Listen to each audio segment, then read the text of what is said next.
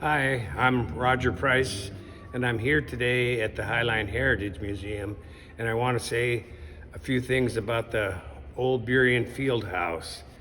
Now, the Burien Field House was built about 1940, and it's a culmination of 5 different field houses that were built by King County between 1936 and 1940. This one happened to be the last one built, but White Center has one, and Enumclaw has one, and even Des Moines has a field house and playfield.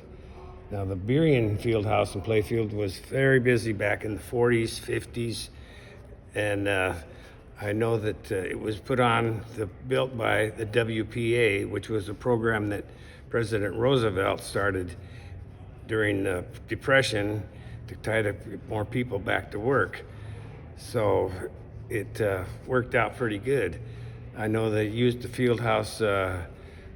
Artists United used to use it for different art exhibits, and they used to do square dances in there, used to play checkers in there, and even had different events throughout the many years.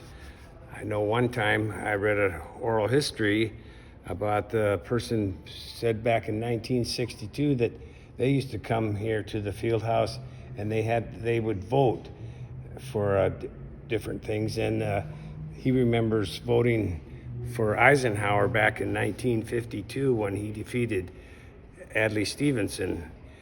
So it was quite a few different functions the field house could be used for. They did tumbling, they did basketball, a lot of basketball. I think they held plays there.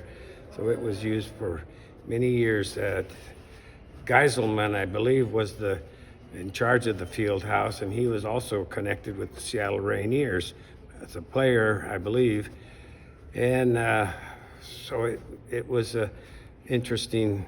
My brother started playing baseball along with Jim Bibby on the baseball field behind the gym. So that was around 1951, and I remember playing there in 1959 when I was a 10-year-old playing Little League.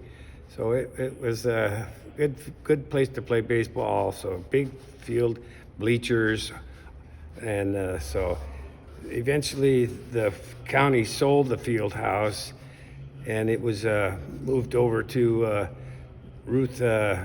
the Ruth School. So I have a picture here of it towed down 152nd with a semi truck, and this was around 1961. So it was down at the Ruth School for many years, and I think that's eventually where it was finally torn down. But it was a place for everybody to kind of go have a good time and play sports. So I sure missed it. But I think the county ended up selling the property, and they were able to buy Seahurst Beach with that. So it turned out okay anyway.